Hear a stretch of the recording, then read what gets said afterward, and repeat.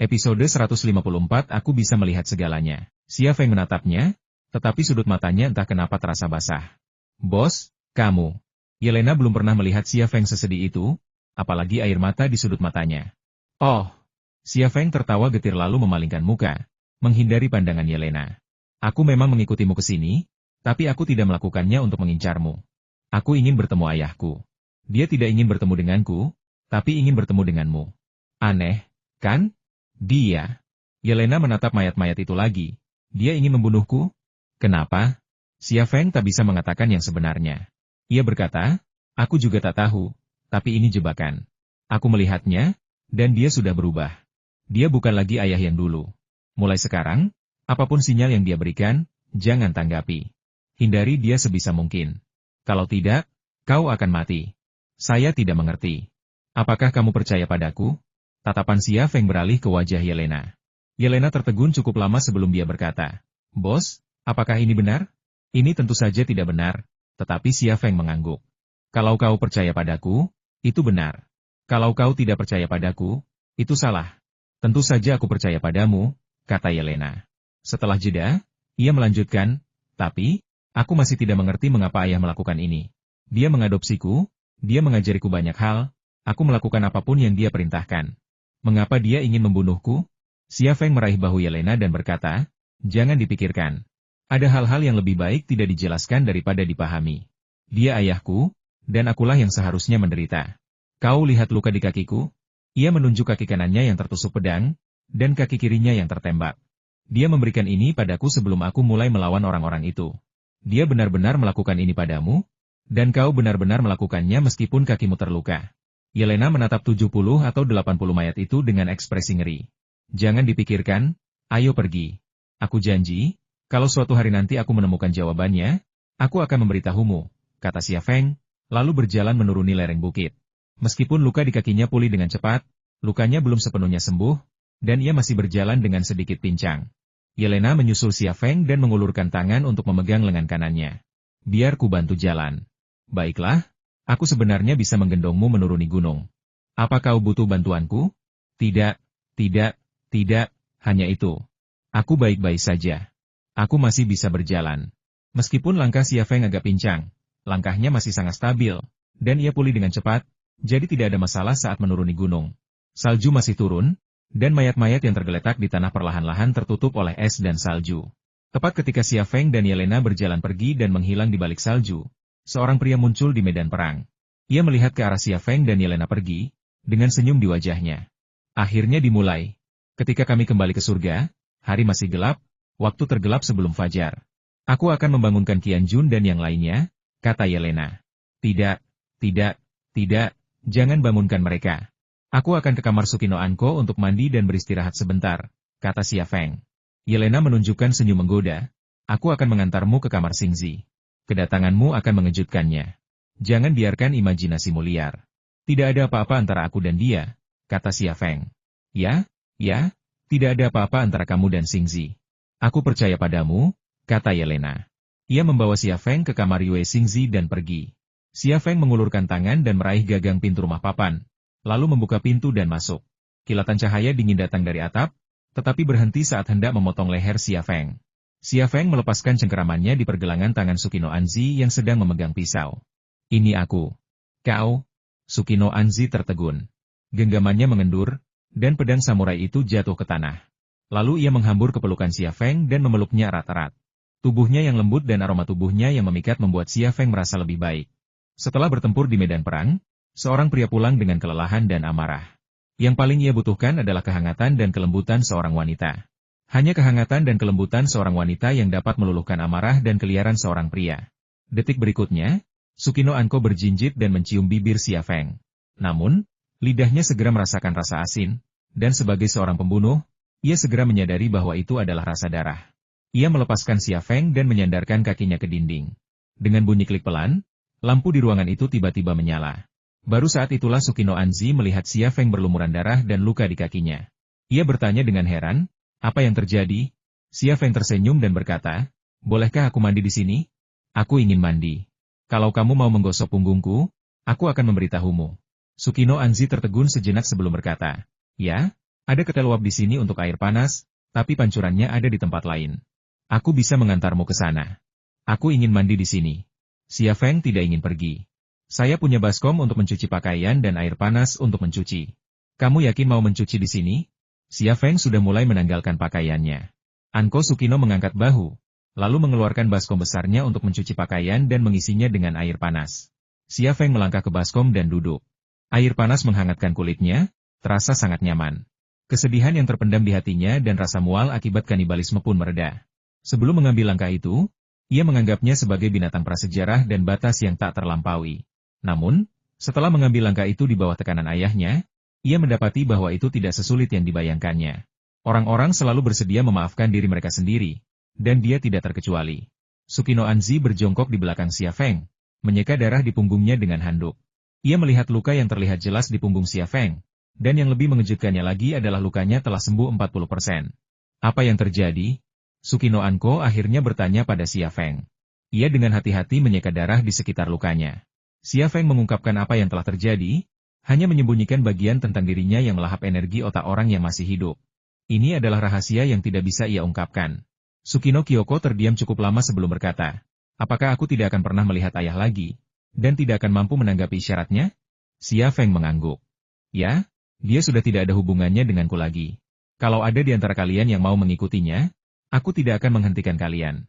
Tangan Sukino Anzi tiba-tiba terulur dari bawah ke tiak Xia Feng dan memeluknya erat. Jangan bicara seperti itu. Kau tahu aku milikmu. Tubuhku, hatiku, semua yang kumiliki adalah milikmu. Aku rela mati untukmu. Ia adalah seorang wanita yang cinta dan bencinya telah mencapai titik ekstrim. Ia rela membunuh kekasihnya, Yagyu Kenichi, demi Xia Feng, dan ia juga rela memutuskan hubungan dengan ayahnya demi Xia Feng. Ini sebenarnya bukan pilihan baginya. Ayahnya telah memasang jebakan untuk membunuh Yelena dan melukai Xia Feng dengan parah. Di dalam hatinya, ayahnya sudah menjadi musuhnya. Selama Xia Feng mau, ia akan mengayunkan pisaunya untuk membunuh Xia Changhe. Jika Xia Feng bersedia dan memberinya perintah seperti itu. Dia memang tipe wanita seperti itu, dia benar-benar bisa melakukannya.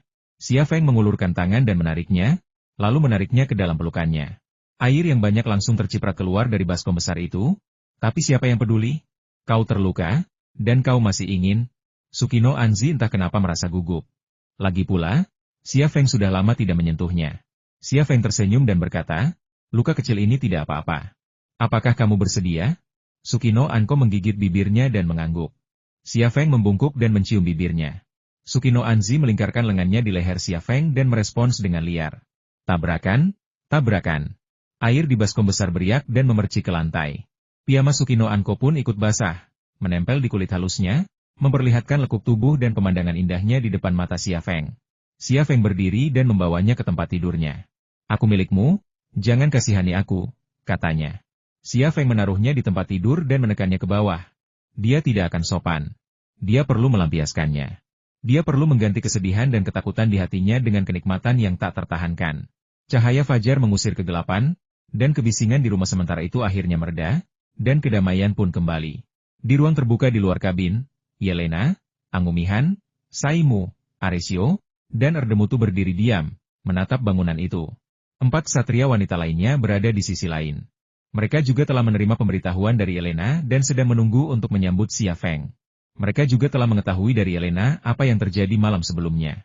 Awalnya mereka dipenuhi kekhawatiran, tetapi ketika mendengar suara Sukino Anko yang berlebihan dari kabin, mereka menyadari bahwa kekhawatiran mereka tidak perlu. Bukankah ini terlalu berlebihan? Saimu mengusap dahinya. Sudah 2 jam, dan jeritan Xingzi belum berhenti. Mungkin dia minum obat? Kata Angumihan. Yelena menampar bagian belakang kepala orang India itu.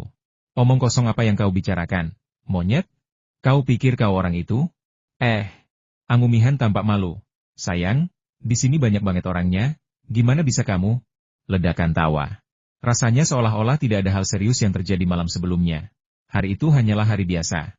Ini bukan surga tak berpenghuni, melainkan tempat tinggal yang damai, tempat mereka mengobrol dan tertawa di halaman. Kenyataannya, mereka semua sudah terbiasa dengan hari-hari tanpa Xia Changhe. Mereka memiliki seorang pemimpin Xia Feng. Di sisi lain, 4 ksatria wanita juga mengobrol dengan berbisik. Wanita Jepang itu sangat genit. Dia berteriak sekeras-kerasnya, seolah-olah dia takut didengar orang lain, kata Stella sambil mengerutkan kening. Teresa tersenyum dan berkata, kamu cemburu? Atau marah karena bukan kamu yang tidur dengan Shenglei? Stella memutar matanya ke arah Teresa dan berkata, tidur saja. Apa yang kutakutkan? Semua yang kumiliki awalnya miliknya. Kalau dia menginginkannya, akan kuberikan padanya. Giovanna membuat tanda salib di dadanya dan berkata, semoga Tuhan mengampuni kesalahan dan dosa kita.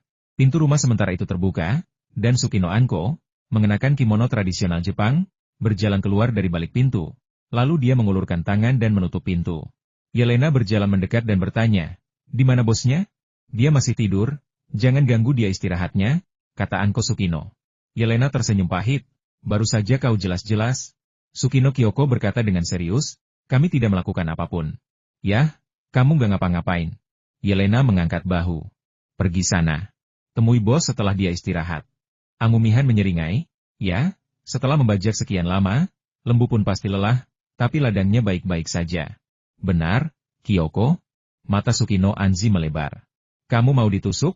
Angumihan tersenyum dan berkata, baiklah, anggap saja aku tidak mengatakan apapun. Namun, tepat saat itu, Xia Feng membuka pintu dan keluar dari kabin sementara. Ia menguap dan berkata, kalian berisik sekali di luar sampai aku tidak bisa tidur. Dia sebenarnya tidak tidur sama sekali. Dia meminta Sukino Anko untuk keluar lebih dulu, bukan bersamanya, karena dia melihat anggota tim zodiak dan keempat ksatria wanita menunggunya di luar. Jika dia dan Sukino Anko keluar bersama, pasti akan canggung, jadi dia menunda keluar sampai sekarang. Para anggota tim zodiak dan keempat ksatria wanita semuanya maju ke depan, dan semua orang menatap Xia Feng dengan kekhawatiran di mata mereka. Apakah kamu baik-baik saja dengan cederamu? Tanya Qian Jun. Xia Feng berkata, tidak apa-apa, hanya cedera ringan. Giovanna berkata dengan khawatir, kamu bilang itu luka ringan. Aku dengar dari Yelena bahwa kamu tertembak di kaki dan ditusuk. Bagaimana mungkin luka seserius itu bisa dianggap luka ringan? Rosa juga datang dan berkata, bagaimana kalau aku membawamu ke ruang medis dan aku bisa membantumu? Xia Feng melompat 2 kali, lalu berkata sambil tersenyum, apakah aku terlihat terluka? Aku baik-baik saja. Jangan khawatirkan lukaku. Sekelompok orang menatap Xia Feng dengan takjub. Ia telah ditembak dan ditikam. Namun ia berhasil berhubungan seks dengan Sukino Kyoko selama setengah malam dan bahkan pulih dari luka-lukanya. Mungkinkah itu terjadi secara manusiawi? Sulit bagi anggota tim zodiak untuk memahaminya, tetapi mudah bagi keempat ksatria wanita untuk memahaminya. Karena dalam pikiran mereka, Xia Feng adalah guntur suci, eksistensi seperti dewa. Kurasa kau sudah mendengar apa yang terjadi dari Yelena. Aku. Xia Feng ragu sejenak sebelum melanjutkan, ayahku bukan lagi ayah yang sama seperti dulu. Ada terlalu banyak hal tentangnya yang tak bisa kujelaskan. Tapi aku tahu dia telah berjasa pada kalian semua, dan aku tak berhak meminta kalian menjadi musuhnya.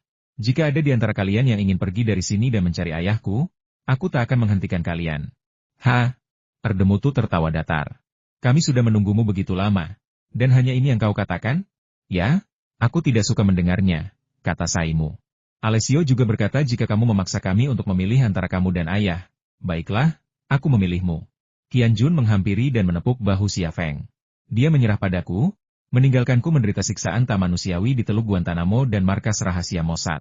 Kalau bukan karenamu, aku pasti masih menderita di tempat gelap itu. Kalau kau memintaku memilih, aku akan tetap memilihmu. Dia ingin membunuhku, aku memilihmu. Yelena tidak butuh alasan apapun. Xia Feng tersenyum. Kita lupakan saja masalah ini. Jangan hubungi dia lagi. Tempat ini rumah baru kita. Aku akan tinggal beberapa hari dan membantumu membangunnya. Oke. Tinggallah beberapa hari lagi. Anko Sukino tampak paling bahagia. Angumihan berkata, bos, saya masih punya beberapa pil Viagra. Nanti saya berikan semuanya. Xia Feng, setiap hari, pasokan dalam jumlah besar diterbangkan dari dunia luar, dan para pekerja konstruksi terampil, yang dipilih oleh organisasi penyelamat, juga tiba di Paradise melalui pesawat angkut. Tempat itu berubah setiap hari. Lagi pula, dengan investasi 10 miliar, bahkan gunung yang tandus pun dapat diubah menjadi gunung bunga dan buah-buahan. Tujuan Xia Feng tinggal bukan hanya untuk mencegah ayahnya menyakiti anggota tim zodiak lainnya lagi, tetapi juga untuk membangun otak Super Xiaoqian. Di Amerika Serikat, sistem surgawi memiliki otak yang kuat di markas CIA, sebuah perangkat elektronik berbentuk bola. Perangkat ini mengintegrasikan server, superkomputer, dan kecerdasan buatan, yang secara efektif berfungsi sebagai otak sistem surgawi. Hingga saat ini, Super Xiaoqian hanyalah hantu yang berkeliaran di internet, tanpa perangkat kerasnya sendiri. Inilah mengapa ia belum mampu mengalahkan sistem surgawi di tanah Amerika. Oleh karena itu, ia memutuskan untuk membangun otak super untuk Super Xiaoqian, dan lokasinya berada di Utopia. Pada hari kedua Xia Feng di Paradise, Sebuah pesawat angkut Yun-20, yang syarat dengan peralatan dan suku cadang yang dibutuhkan Xia Feng, mendarat di landasan pacu darurat resor tersebut. Giovanna memerintahkan petugas penyelamat untuk menurunkan muatan dari pesawat dan membawanya ke sebuah gua di dasar lembah. Itu adalah gua alami berbentuk kerucut, dengan kedalaman 200 meter di bawah gunung, cukup dalam untuk menahan serangan nuklir. Gua itu ditemukan oleh Qian Jun saat ekspedisi berburu dan awalnya dimaksudkan sebagai tempat berlindung dari serangan udara. Kini, Xia Feng telah memilihnya untuk menjadi rumah Super Xiao Qian. Lantainya telah disiapkan oleh para pekerja, dilapisi dengan semen self-leveling dengan warna biru langit yang indah. Lebih dari selusin forklift mengangkut peralatan dan suku cadang yang dibutuhkan Xia Feng ke dalam gua dan membongkarnya ke ruang oval di dasar gua. Xia Feng, ditemani oleh Giovanna dari keluarga Gray dan Teresa dari keluarga Russo, memasuki gua, bersiap untuk mengasingkan diri selama seminggu guna membangun otak perangkat keras untuk Super Xiao Qian. Setelah para pekerja dari asosiasi bantuan pergi, Super Xiao Qian diproyeksikan dari jam tangan Xia Feng dan berubah menjadi seorang jenderal wanita besar yang berjalan di depan Xia Feng, Giovanna, dan Teresa. Rok musim panas pendek dan kemeja putih bergaya militer. Dadanya yang membulat mendorong kemeja tinggi-tinggi di dadanya, memberi kesan kancingnya mudah lepas sewaktu-waktu. Pinggulnya yang montok dan bulat memancarkan sensualitas yang tak tertandingi, meregangkan kain hijau militernya hingga ke ujung. Sepasang kaki panjang seputih salju menjulur dari balik rok, halus dan indah. Sepatu hak tinggi hitamnya berdetak tanpa suara di lantai biru langit yang rata, namun tetap memiliki daya tarik seksual yang menggoda. Super Xiao Qian tak lagi peduli dengan tatapan terkejut Giovanna dan Stella. Ia berkata sambil berjalan, "Tuan, apakah tempat ini rumahku?" "Ya, ini akan menjadi rumahmu," kata Xia Feng. Warnanya biru langit ala Mediterania. Lumayan, kata Super Xiao Qian. Hanya saja sinyalnya terlalu lemah. Bahkan sinyal dari markas di luar pun tak mampu mendukung daya komputasiku. Kalau aku di sini cuma untuk istirahat, gak akan bisa pakai markas ini. Kayak main game daring aja. Koneksi 100 Mbps pasti bisa ngalahin pengguna 1 Mbps, tapi di sini aku bakal jadi idiot. Xia Feng berkata, jangan khawatir. Setelah kita selesai membangunnya, aku akan membeli satelit khusus untukmu dan meluncurkannya ke luar angkasa. Satelit itu hanya akan menyediakan layanan untukmu. Satelit khusus? Apakah itu cukup? Cukup. Cukup. Super Xiao Qian berbalik dan bergegas menuju Xia Feng, ingin memeluknya. Namun, begitu Xia Feng memasuki area di mana sinyalnya hilang, sosoknya tiba-tiba menghilang. Suasananya tenang, tak ada jenderal wanita yang seksi, juga tak ada aris yang membuat orang tertawa dan menangis. Giovanna akhirnya menemukan kesempatan untuk berbicara. Apakah dia kawan kita di dunia maya? Xia Feng tersenyum. Ya, namanya Super Xiao Qian. Dia sangat cakap. Uang yang digunakan untuk membangun markas ini semuanya diperoleh dari pasar saham. Wow, kalau begitu aku harus menyenangkannya nanti, kata Stella dengan mata berbinar. Kamu butuh uang? Aku bisa memberikannya padamu, kata Xia Feng. Seorang pria memberi uang kepada seorang wanita tanpa alasan. Stella menunjukkan senyum nakal. Apa yang ingin kamu lakukan? Xia Feng tidak tahu harus berkata apa. Digoda oleh wanita seperti Stella sebenarnya terasa sangat nyaman. Sheng Lei, apa pendapatmu tentang gadis dari keluarga Russo? Tanya Giovanna sambil tersenyum. Ia tidak memikirkan gadis dari keluarga Tigre, tetapi tatapannya penuh rayuan. Setelah si Russo menggodaku, si Gray datang lagi. Bahkan perasaan paling nyaman pun bisa berubah jadi sakit kepala. Di bawah tatapan penuh semangat kedua ksatria wanita itu, Xia Feng buru-buru mengganti topik pembicaraan. Ngomong-ngomong, apakah perang proksi masih berlangsung? Apakah dana yang kuberikan sudah cukup? Kalau tidak, aku akan memberimu lebih banyak lagi. Secercah kekecewaan melintas di mata biru Giovanna. Kau membunuh Yan Evo dan Augusman di India, dan pemimpin FA belum muncul. FA sekarang praktis sudah bubar. Ia tidak lagi menjadi ancaman bagi kita. Stella berkata, pemimpin organisasi FA mungkin tidak berani muncul. Dia tahu kau ingin membunuhnya. Situasi saat ini adalah tentara bayaran dan pembunuh bayaran di Meksiko membunuh orang tanpa pandang bulu. Mereka membunuh beberapa pengedar zat terlarang dan orang-orang yang terkait dengan organisasi FA untuk menipu uang kami. Kami sudah lama ingin meminta pendapatmu tentang apakah perang proksi ini harus diakhiri. Sheng Lei, karena kau yang mengungkitnya, berikan pendapatmu. Tanpa berpikir panjang, Xia Feng berkata, kalau begitu, mari kita hentikan. Jika kita teruskan, ini hanya akan menjadi pembantaian orang-orang tak bersalah. Giovanna berkata, saya hitung masih ada sekitar 80 juta tersisa dari dana yang Anda berikan kepada kami. Saya akan mentransfernya kepada Anda setelah saya kembali. Xia Feng berkata, tidak perlu ditransfer kepadaku. Bagilah menjadi 4 bagian. Masing-masing dari kalian akan menerima 20 juta. Belilah apapun yang kalian inginkan. Perhiasan, pakaian, dan sebagainya. Perhiasan dan pakaian seperti apa yang harganya mencapai 20 juta? Giovanna dan Stella tercengang. Tidak ada wanita yang tidak menyukai pria yang murah hati. Dan Xia Feng adalah yang terbaik di dunia dalam hal itu. Santo petir, kaulah dewa lembaga penyelamat.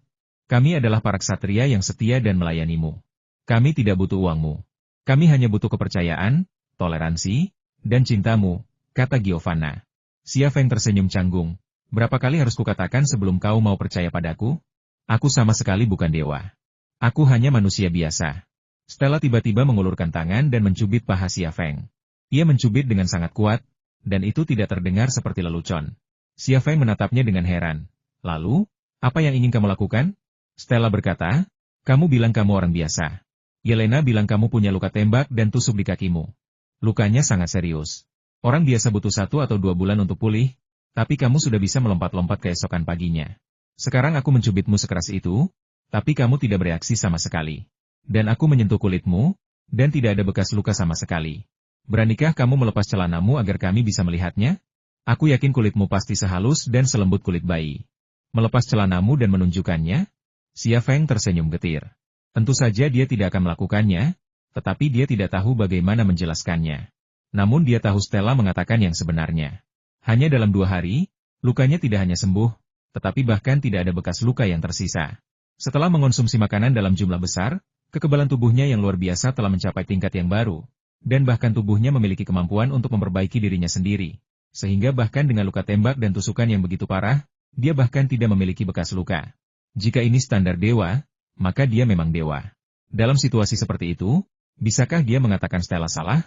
Akan tetapi, adalah tidak masuk akal untuk disembah dan dilayani sebagai dewa. Namun, tepat ketika Xia Feng merasa bingung, Giovanna tiba-tiba mengulurkan tangan dan meraih paha Xia Feng yang lain, mencubitnya. Lalu ia berseru kaget, "Ah, benar. Tidak ada bekas luka sama sekali." Tangan Giovanna bergerak ke atas dengan tenang. Xia Feng buru-buru melompat keluar dari antara kedua wanita itu. Baiklah, kau boleh berpikir sesukamu, tapi jangan sentuh aku lagi. Kau sudah cukup lama di Tiongkok. Seharusnya kau tahu ada perbedaan antara pria dan wanita, kan? Jangan sentuh aku sembarangan. Giovanna dan Stella tampak tidak mendengar apa yang dikatakannya. Kedua perempuan itu menatapnya dengan mata penuh minat, penuh kesalehan dan rasa hormat, bahkan sedikit fanatisme agama. Ini pertama kalinya Xia Feng melihat tatapan seperti itu.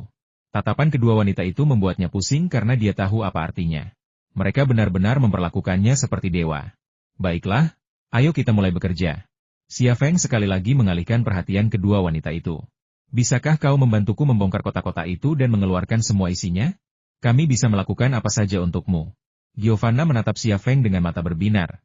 Jadi, jangan bersikap sopan kepada kami. Xia Feng mengangkat bahu, berhenti berbicara, dan membenamkan kepalanya dalam pekerjaannya. Giovanna dan Stella juga sibuk, menggunakan linggis untuk membuka kotak-kotak itu, lalu memindahkan peralatan dan komponen, memilah dan menumpuknya. Semua ini merupakan pekerjaan yang menguras tenaga, dan dengan suhu di dalam gua sekitar 20 derajat Celcius, mereka pun langsung berkeringat. Panas sekali. Giovanna menyeka keringatnya, lalu membuka resleting mantel musim dinginnya dan melepasnya. Di balik mantel musim dinginnya hanya ada jaket bulu coklat, tetapi sedetik setelah melepasnya, ia juga melepas jaket bulu itu, hanya menyisakan bra ungu di bagian atas tubuhnya. Area dada perempuan Italia yang unik dan megah terpampang dengan gagah di udara. Pegunungan tampak megah, seputih salju, bergetar, dan siap meletus. Xia Feng tidak tahu di mana harus meletakkan matanya. Tindakan Giovanna tampaknya memberi Stella sinyal positif. Ia pun melepas pakaian musim dingin dan jaket bulunya, lalu bekerja hanya dengan bra. Area dadanya juga berciri khas Italia. Sekencang dan segemuk milik Giovanna, membuat orang ingin melihatnya lagi. Giovanna Xia Feng agak bingung harus melihat kemana. Dan dengan kehadiran Stella, keempat tubuh montok dan putih milik dua wanita itu bergoyang di depan matanya. Ia semakin bingung harus melihat kemana. Perut seputih salju dengan sedikit otot perut, dan bokong montok dan kencang yang terbalut celana musim dingin, ciri khas wanita Eropa, membuatnya semakin bingung. Ia telah meminta kedua wanita itu untuk datang membantunya bekerja, tetapi ia tidak menyangka kedua wanita ini akan menyusahkannya. Mereka memperlakukanku seperti dewa dan bahkan melepas pakaianku. Apa mereka mau mengabdikan diri pada sesuatu? Xia Feng tergagap dalam hatinya. Jawabannya, sebenarnya, sudah jelas. Para pendahulu para ksatria wanita ini adalah santo-santa ksatria hospitaler, yang disumpah untuk melayani Tuhan. Mereka kini menjadi ksatria Xia Feng, terikat untuk melayaninya seumur hidup. Tubuh dan jiwa mereka ditakdirkan untuk menjadi milik Xia Feng saat mereka memutuskan untuk mengikuti dan melayaninya. Dan hanya Xia Feng yang boleh menyentuh mereka. Jika Xia Feng tidak pernah menyentuh mereka, mereka akan tetap menjadi santo seumur hidup mereka. Para wanita dari keluarga Gray dan Russo masih sangat muda. Bagaimana mungkin mereka bisa menanggung kesepian seperti itu? Di Kyoto, Xia Feng sibuk bekerja, dan setelah kembali ke Heianju, ia memiliki 5 istri. Mereka sama sekali tidak punya kesempatan. Namun, ketika Xia Feng datang ke sini, mereka juga punya kesempatan. Bagaimana mungkin mereka begitu bodoh hingga tidak melakukan apa-apa dan melewatkan kesempatan ini? Xia Feng sebenarnya memahami pikiran, atau lebih tepatnya, niat licik keempat ksatria wanita itu. Tetapi karena alasannya sendiri, dia tidak ingin menghadapinya. Oleh karena itu, meskipun kecantikannya memikat, Xia Feng masih mengendalikan kegelisahan di tubuhnya dan menenggelamkan kepalanya dalam pekerjaannya. Panas banget, Sheng Lei, boleh aku lepas celana juga? Kakiku basah kuyup keringat, kata Stella. Xia Feng, untungnya, katanya kakinya basah kuyup keringat. Kalau dia bilang ada yang basah kuyup, masalahnya jadi rumit. Tidak juga. Apakah sepanas itu? Kata Xia Feng sambil bekerja. Namun, Stella tiba-tiba menurunkan celana musim dinginnya dan melemparkannya ke dalam kotak kayu. Sepasang kaki panjang seputih salju terekspos ke udara, bersama sepotong kain putih yang penting. Bokongnya yang montok menggembung, memperlihatkan sosok dewasa dan memikat di baliknya. Xia Feng terdiam ketika menyadari keringat memang telah membasahi beberapa area, tetapi justru di tempat yang seharusnya tidak basah. Bekas-bekas keringat di sana telah membangkitkan fantasi-fantasi yang paling tidak diinginkan, menyebabkan sebagian besar tubuhnya yang telah ia tekan dengan susah payah terbangun sepenuhnya dan terus bergerak. Giovanna baru saja memberi Stella sinyal, dan kini Stella membalasnya dengan sinyal yang lebih positif lagi. Dalam lingkaran kecil 4 ksatria wanita, sebuah sinyal selalu menghasilkan respons. 3 detik kemudian, Giovanna juga melepas celana musim dinginnya, hanya menyisakan sehelai kain merah muda yang krusial. Bola putih besar lainnya, bermer Italia, tiba-tiba muncul. Kainnya begitu ketat sehingga tak mungkin lebih kecil atau lebih sempit lagi. Garis-garis yang digariskan oleh kain itu bulat dan montok, dan bentuk yang tersembunyi di balik kain itu terungkap di setiap detailnya, membuatnya lebih dewasa, lebih seksi, dan lebih menggoda. Xia Feng tidak berhati-hati dan pisau di tangannya tersangkut di telapak tangannya. Kedua wanita itu berseru dengan berlebihan lalu berjalan cepat ke arahnya. Sheng Lei, kamu berdarah. Biar aku hisap. Air liur bisa mendisinfeksinya. Xia Feng, wanita dari keluarga Gray dan wanita dari keluarga Russo datang. Giovanna mengambil pisau dari tangan Xia Feng. Stella meraih tangan Xia Feng dan menempelkan bibir cerinya ke mulut harimau Xia Feng, menghisap luka di mulut harimau itu seperti ikan mas. Dia benar-benar ingin menggunakan air liurnya untuk mendisinfeksi luka Xia Feng, meskipun dia tahu itu tidak ada gunanya. Xia Feng sangat gugup.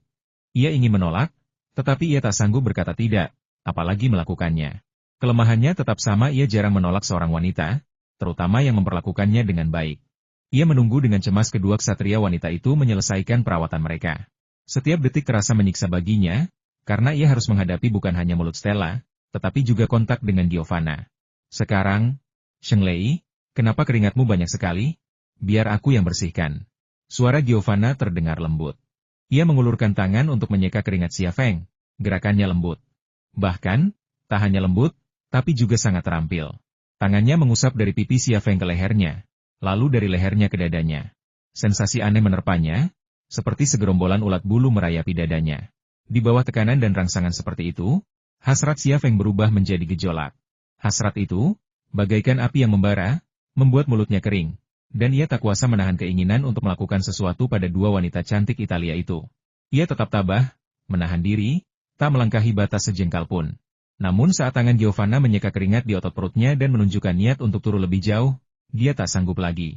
Oke, aku baik-baik saja, terima kasih. Xia Feng kembali melarikan diri dari antara kedua ksatria wanita itu, wajahnya memerah, seolah-olah dia telah minum sedikit alkohol. Apakah ini akhirnya? Bukan itu masalahnya. Kedua ksatria wanita itu tampak memiliki koneksi telepati yang aneh saat mereka mendekati Xia Feng bersama-sama. Tatapan mereka penuh tekad, dipenuhi dengan pengabdian dan gairah yang tulus. Dibesarkan dalam tradisi keagamaan ksatria hospitaler, mereka menganut filosofi yang tak tertandingi wanita lain. Mereka telah bertekad bahwa Xia Feng adalah putra Tuhan, yang akan mereka ikuti dan layani seumur hidup. Mereka telah membuat keputusan, dan mereka tak bisa berhenti. Dalam dunia keagamaan, tidak pernah ada kekurangan keyakinan fanatik, juga tidak ada kekurangan orang beriman yang bersedia mengorbankan diri demi keyakinannya. Giovanna dan Stella adalah orang-orang yang percaya seperti itu. Xia Feng segera mundur ke sisi dinding gua, tak tahu harus lari kemana. Namun, kedua ksatria wanita itu terus maju tanpa ragu. Xia Feng tersenyum pahit dan berkata, "Tenang saja. Percayalah, kau hanya impulsif." Giovanna berkata, "Tidak, kami sudah memikirkan ini sejak lama. Kami sudah membahas ini sebelumnya. Kami adalah para kesatria kalian. Tubuh, jiwa, dan iman kami semua milik kalian. Tak seorang pun di dunia ini yang boleh menyentuh kami kecuali kalian. Kami masih gadis sampai sekarang. Apa kalian sanggup?" "Xia Feng, Sheng Lei, kau bisa bersama wanita Jepang itu, kenapa kau tidak bisa bersama kami? Karena apa yang bisa kami lakukan tanpanya?" Ada sedikit kesedihan di mata Giovanna, bercampur dengan hasrat membara yang mampu meluluhkan pria terkuat sekalipun. Hati Xia Feng melunak. Ia tahu betapa ia menyimpan banyak hal di hati mereka, dan apa perannya dalam hidup mereka. Jika ia tidak menyentuh mereka, mereka tidak akan membiarkan pria lain menyentuh mereka. Mereka akan menua sendirian, tak pernah tahu seperti apa cinta itu. Mereka masih sangat muda. Bukankah ini terlalu kejam bagi mereka? Tepat saat Xia Feng ragu-ragu, Giovanna tiba-tiba dengan berani memberinya dong di dinding. Kemudian, Stella memberinya dong di samping. Dengan punggungnya menempel di dinding batu, ia tiba-tiba dikelilingi oleh 4 lengan putih yang lembut dan montok, tak bisa lepas. Napas kedua wanita itu, hangat dan harum, berputar-putar di wajah dan lehernya. Sensasi yang begitu menggelitik dan gatal hingga ia tak bisa menahannya. "Ya Tuhan, putra Tuhan kami, perlakukan kami seperti yang kau lakukan pada wanita Jepang itu," kata Giovanna, suaranya sedikit bergetar dan rona merah muncul di pipinya tanpa alasan. "Putra Tuhan kami, tahukah kau? Saat aku bermimpi, aku selalu membayangkanmu menyentuhku dan memberiku cinta yang paling tulus. Dengan cintamu, hati dan keyakinan kita akan tersublimasi. Inginkan aku, aku siap mengabdikan diriku padamu." Suara Stella juga bergetar pelan. Ia sangat gembira dan tak tertahankan. Meskipun mereka telah menerima pelatihan di bidang itu di Knights Hospitaller, itu hanyalah pengetahuan teoretis, tanpa pengalaman nyata, sehingga mereka tak terelakkan merasa gugup dan malu. Namun, semakin mereka merasakan hal ini, semakin mereka ingin mengabdikan diri kepada Putra Allah di dalam hati mereka, agar hati dan iman mereka dapat disublimasikan. Xia Feng tak mampu lagi menahan diri. Ia seorang pria yang sungguh luar biasa dengan kebutuhan yang tak terpuaskan. Ia bukan besi atau batu. Kedua ksatria wanita itu sudah bertindak sejauh ini. Jika ia terus berpura-pura acuh tak acuh dan menolak mereka dengan kejam, ia akan benar-benar menjadi batu yang dingin, tak layak menerima kesetiaan dan pengabdian mereka. Saat mereka menatapnya dengan penuh harap, menunggu keputusannya, ia tiba-tiba mengulurkan tangan, memeluk pinggang ramping mereka, dan mencium Giovanna. Giovanna mengerang, memejamkan mata karena gembira. Kebahagiaan datang begitu tiba-tiba hingga ia bahkan tak bisa berpikir jernih. Baru ketika Xia Feng membuka paksa giginya, ia buru-buru mengumpulkan keberanian untuk menjawab. Setelah mencium Giovanna, Xia Feng mencium Stella. 3 orang terjerat bersama. Namun, saat Xia Feng mengangkat Giovanna dan meletakkannya di atas kotak, bersiap melakukan sesuatu, tiba-tiba terdengar langkah kaki. Seseorang datang. Xia Feng buru-buru menghindar. Giovanna secara naluriah melompat turun dari peti. Dengan panik menarik kedua benda kecil yang seretnya, lalu dengan gugup melirik ke arah lorong gua. Stella bahkan lebih malu-malu, bahkan merunduk di bawah peti, mengintip seperti penembak jitu sambil dengan panik membetulkan benda-benda kecil di tubuh bagian atasnya. "Cepat pakai bajumu." "Kenapa bersembunyi?" Xia Feng juga panik, tetapi reaksinya paling cepat. Ia berjalan cepat menuju lorong. Kedua ksatria wanita itu akhirnya sadar dan buru-buru mengambil pakaian musim dingin mereka dan barang-barang lainnya di tanah lalu memakainya. Orang yang memasuki gua itu adalah Qian Jun, tetapi dia dihentikan oleh Xia Feng sebelum dia memasuki ruang di dasar gua. "Hehe, Qian Jun, ada apa?" Xia Feng tertawa. Qian Jun berkata, "Saya menerima sinyal dari ayah, dan datang untuk berbicara denganmu." "Kita bicara sambil jalan," kata Xia Feng sambil berjalan keluar tanpa menunggu Qian Jun melihat ke dalam. "Mau kemana?" Qian Jun tampak sedikit aneh. Aku harus keluar dan buang air." "Sial, di sini bahkan tidak ada toilet." "Aku benar-benar ingin menahannya," kata Xia Feng. "Qian Jun?" Hal-hal yang penuh gairah dan romantis tidak terjadi karena kemunculan Qian Jun. "Kenapa Qian Jun menyebalkan sekali?" keluh Stella sambil mengenakan celana musim dinginnya. "Dia masuk di saat yang paling genting. Aku lihat Sheng Lei hampir saja masuk. Kalau bukan karena Qian Jun, kau pasti sudah jadi kekasih Sheng Lei."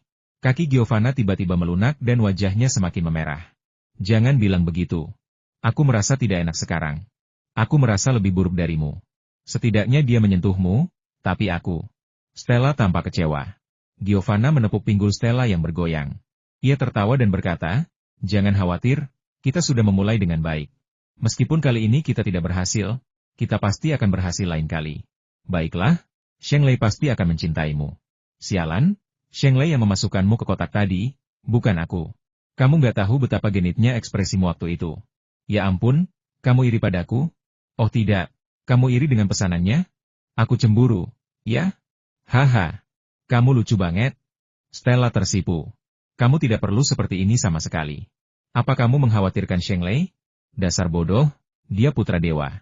Dia punya kemampuan untuk memuaskan semua orang. Apa kamu lupa? Dia punya 5 istri, dan kita hanya punya 4. Sialan, apa yang kau bicarakan? Malu kau. 2 perempuan Italia sedang berbicara bahasa Italia di dalam gua, dan Xia Feng serta Qian Jun belum pergi. Xia Feng dan Qian Jun mendengar suara kedua perempuan itu dari dalam gua. Qian Jun, yang sedikit mengerti bahasa Italia, tertawa terbahak-bahak, sementara Xia Feng benar-benar malu. Namun, ia berpura-pura tidak terjadi apa-apa dan terus berjalan. Saat ia keluar dari gua, suhu di luar tiba-tiba turun. Angin dingin bertiup ke arahnya, dan rasa dingin itu menghilangkan rasa panas di perut bagian bawah Xia Feng. Tunggu aku mau ke kamar mandi di sana. Xia Feng berjalan menuju hutan di samping gua. Qian Jun tersenyum dan berkata, apakah kamu benar-benar ingin pergi ke kamar mandi? Tentu saja.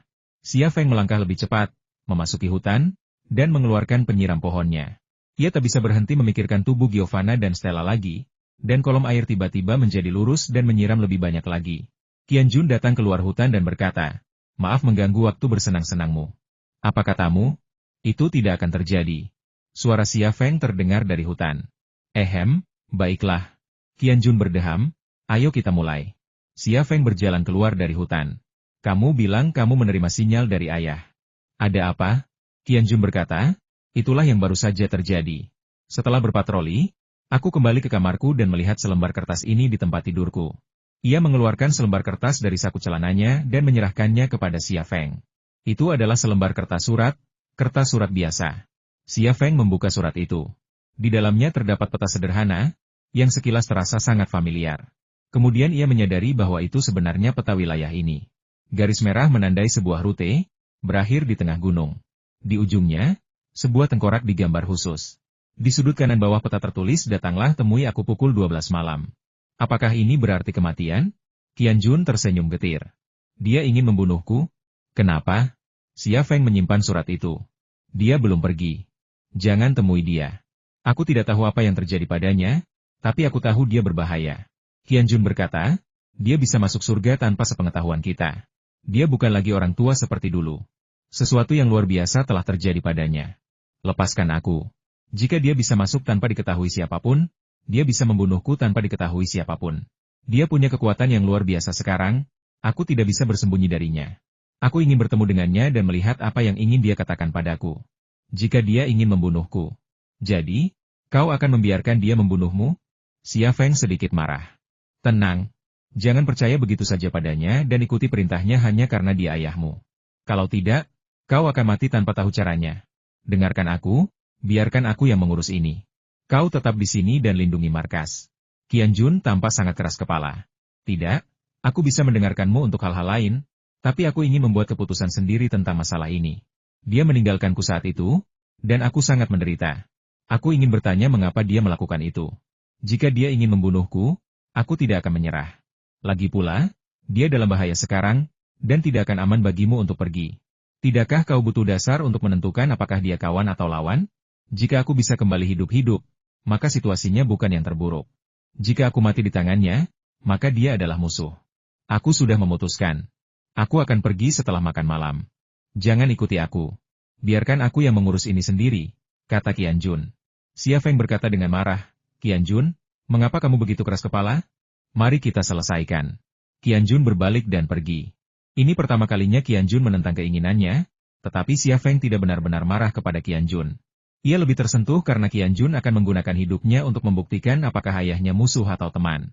Qian Jun adalah ular dari tim zodiak, yang paling dingin dan paling kuat. Tapi itu hanya penampilan luarnya, cangkang yang melindungi dunia batinnya. Xia Feng dapat melihat bahwa, jauh di lubuk hatinya, ia adalah pria yang tahu betul dendamnya dan senang membalas dendam. Ia membalas budi dan membalas dendam, tanpa ragu. Ayahnya mengadopsi dan membesarkannya, sebuah anugerah kelahiran kembali yang luar biasa. Itulah sebabnya ia menjadi pembunuh ayahnya, membunuh untuknya. Sekarang, ayahnya tiba-tiba berubah, menjadi tak dikenali, kawan atau lawan tak jelas. Bagaimana mungkin ia tidak ingin menyelidiki?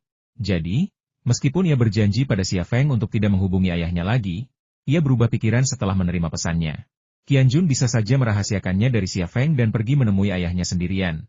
Tetapi ia datang membawa surat itu dan memberitahu Xia Feng. Ini sudah cukup untuk menunjukkan bahwa ia adalah pria yang berintegritas. Melihat Qianjun pergi, Xia Feng menghela napas dan membuat keputusan dalam hatinya. Teresa dan Rosa mendekat. Kedua wanita itu, mengenakan pakaian musim dingin yang tebal dan menenteng senapan serbu Swift, jelas baru saja kembali dari patroli. Pakaian musim dingin yang tebal tidak mengurangi lekuk tubuh mereka. Mereka tetap terlihat cantik dan seksi. Jika bukan karena senapan yang mereka bawa dan arah datang mereka, Xia Feng pasti akan mengira mereka Giovanna dan Stella. 4 ksatria wanita, 2 wajah, 2 sosok sungguh hal yang menarik, tetapi juga bisa jadi masalah. Sheng Lei, apa yang kau lakukan di sini? Teresa menghampiri. Apa kau tidak sedang mempersiapkan otak untuk Super Xiaoqian itu? Di mana mereka? Teresa juga datang. Tepat ketika Xia Feng hendak mengatakan bahwa Giovanna dan Stella ada di dalam gua, Giovanna dan Stella keluar. Ia berkata, mereka sudah keluar, kalian bisa mengobrol. Sheng Lei, kamu mau kemana? Giovanna berjalan cepat, tampak sedikit cemas. Masih ada pekerjaan yang menunggumu di dalam. Stella juga datang. Ya, kita harus bergegas, kalau tidak kamu tidak akan bisa menyelesaikan pekerjaannya. Jika bukan karena insiden Qianjun, Xia Feng pasti akan mengajak mereka menyelesaikan tugas. Namun, dengan kejadian ini, Xia Feng sedang tidak ingin melakukan hal semacam itu. Kebiasaan lamanya muncul kembali, dan ia tidak tahu bagaimana menolak Giovanna dan Stella. Di saat yang sama, ia memahami perasaan dan kebutuhan mereka. Mereka sudah sejauh ini, hanya tinggal selangkah lagi, ketika Qianjun tiba-tiba muncul. Wajar saja jika mereka ingin memulai kembali. Tepat ketika Xia Feng bingung harus berbuat apa, keempat ksatria wanita itu bertukar pandang. Mereka adalah saudara kembar, yang memiliki koneksi telepati yang aneh. 1 atau 2 tatapan, pengamatan beberapa detik, sudah cukup bagi mereka untuk memahami apa yang telah terjadi. Ayo kita pergi dan membantu juga, kata Rosa sambil tersenyum. Ya, kami juga akan membantu. Wajah Teresa juga dipenuhi kegembiraan dan senyum. Ngomong-ngomong, misi patroli kita sudah selesai, jadi tidak ada lagi yang bisa dilakukan. Giovanna meraih lengan Xia Feng dan berkata, Sheng Lei, ayo pergi. Kita perlu membangun otak Super Xiaoqian sesegera mungkin. Xia Feng menggertakkan giginya dan mengangguk. Baiklah, ayo, mulai bekerja. Keempat ksatria wanita itu bertukar pandang dengan tenang, masing-masing dari mereka kegirangan. Gua itu sunyi, dan udara tampak dipenuhi aroma hormon wanita. Xia Feng memberi instruksi dengan serius, Rosa, Teresa, karena kalian baru di sini, begini saja.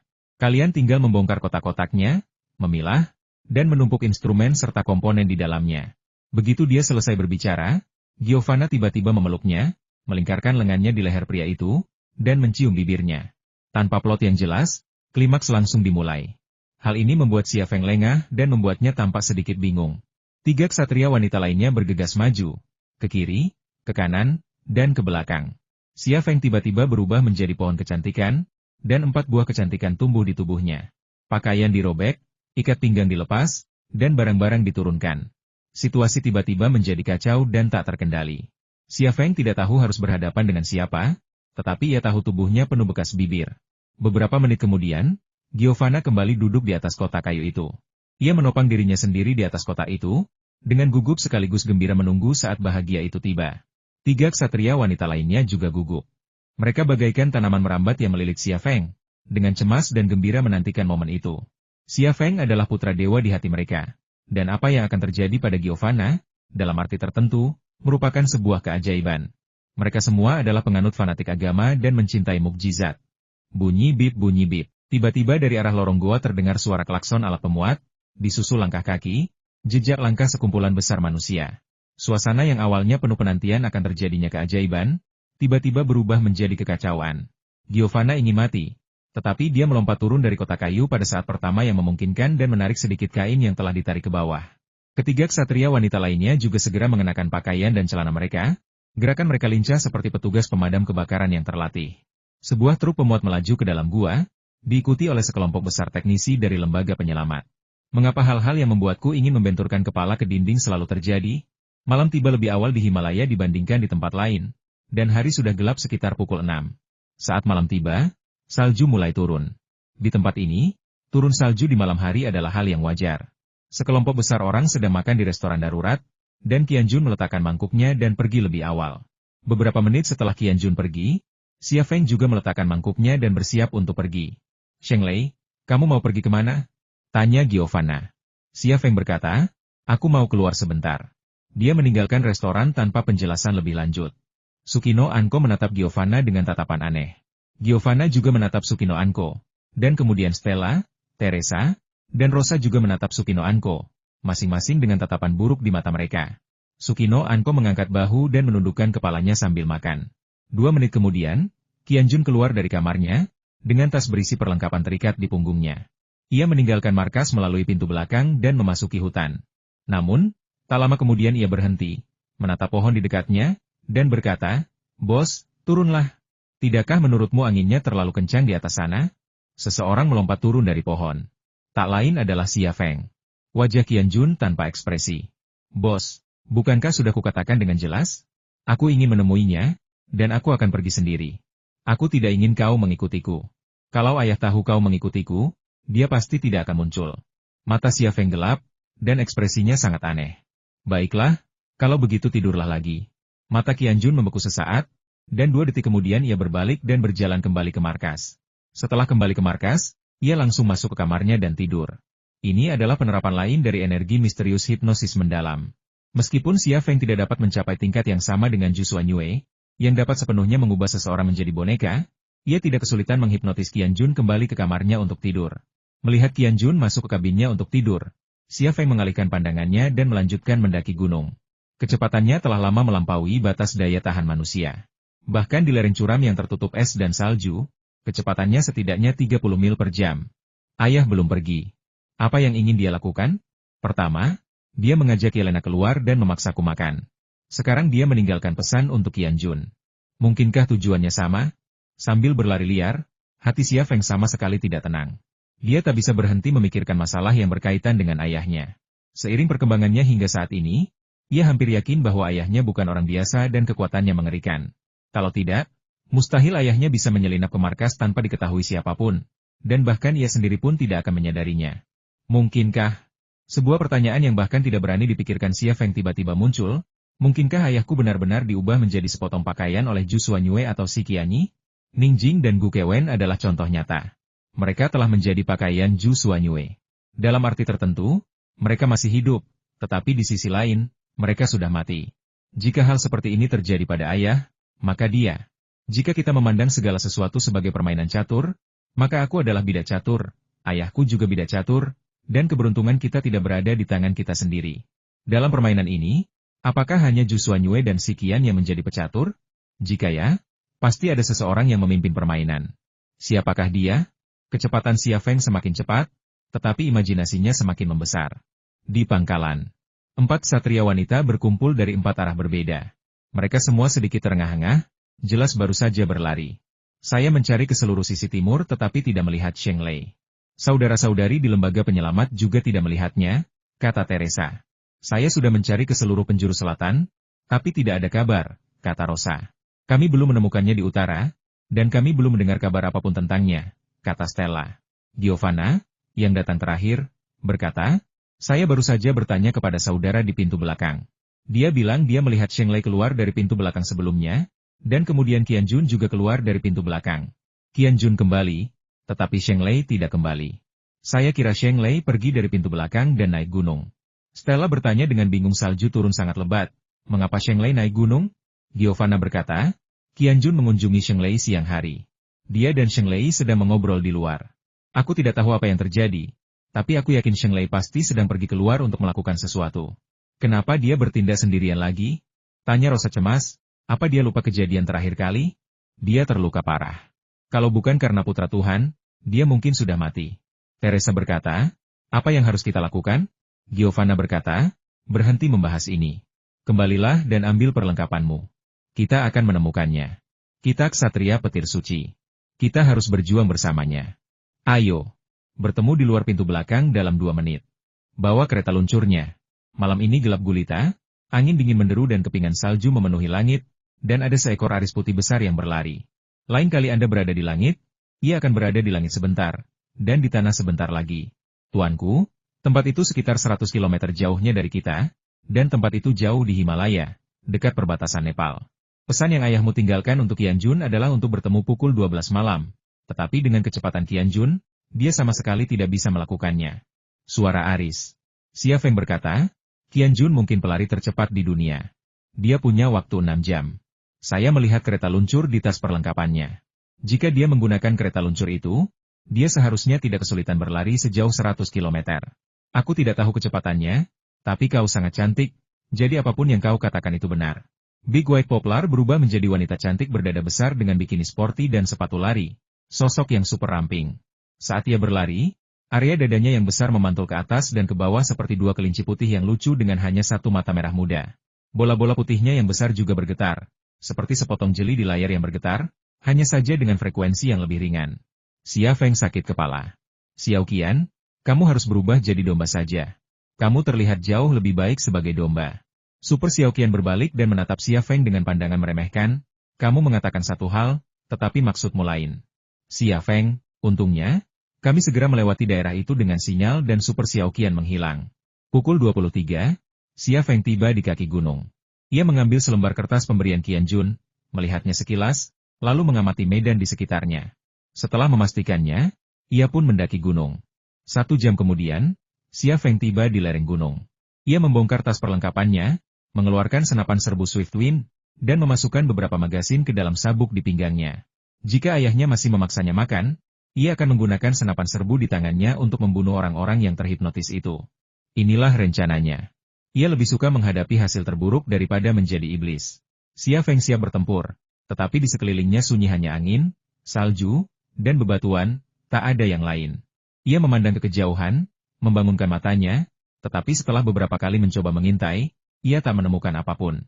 Ia memeriksa jam tangannya yang multifungsi hanya tersisa seperempat waktu yang ditentukan, pukul 12. Biasanya, bahkan jika ayah tidak muncul, pasti ada sedikit pergerakan, tetapi nyatanya tidak. Keluar! Teriak Xia Feng. Suaranya menggema di lembah dan terdengar dari kejauhan. Tidak ada jawaban, hanya suara angin dan salju. Aku tidak akan membiarkanmu menyakiti siapapun dari tim zodiak, jadi aku di sini. Keluar dan bicara. Xia Feng terus mencoba, dan dia meraung lebih keras, keluar. Suaranya bergema lagi di antara lembah-lembah, terbawa semakin jauh oleh angin salju. Kali ini, ia akhirnya melihat ada pergerakan. Di sebuah lembah sempit sekitar 3 km jauhnya, di tanah yang tertutup salju, sekawanan besar serigala berlari ke arahnya dengan kecepatan penuh. Serigala? Itulah reaksi pertama Xia Feng saat melihat makhluk-makhluk itu. Namun, begitu ia mengunci area yang luas dan melihat mereka dengan jelas melalui rabun jauh yang ditingkatkan, ia menyadari bahwa ia telah salah menilai mereka. Mereka sama sekali bukan serigala, melainkan korban virus Hellhound, berlarian seperti anjing dan serigala, menggunakan anggota tubuh dan kaki mereka. Di lembah yang panjang dan sempit itu, sekelompok besar orang yang terinfeksi virus Hellhound berlarian ke arah sini dengan panik. Saking banyaknya, otak mereka mencatat jumlah persisnya 366. Suasana hati Xia Feng tiba-tiba memburuk. Ia sudah menebak awalnya, tetapi belum akhirnya. Ia membayangkan bahwa bahkan jika ayahnya menggunakan ribuan tentara sebagai umpan dan memaksanya makan lagi, jumlahnya hanya beberapa lusin atau paling banter 100. Ia tidak pernah membayangkan bahwa kali ini, ayahnya akan memaksanya memakan korban yang terinfeksi virus Hellhound, dan dalam jumlah yang begitu banyak. Xia Feng tanpa sadar melirik senapan serbu Swift di tangannya, hatinya semakin teriris. Ia memang punya senapan serbu Swift, tetapi hanya berisi 100 butir peluru, sementara ada ratusan korban virus Hellhound. Ia tidak mungkin membunuh mereka semua dengan amunisinya.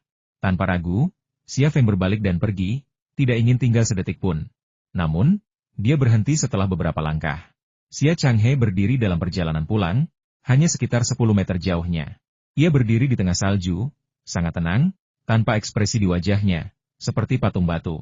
Ketika ayah dan anak itu bertemu lagi, tidak ada tanda-tanda keintiman di antara mereka, seolah-olah mereka adalah dua orang asing. Aku tahu kau pasti datang, kata Xia Changhe. Itulah kelemahanmu.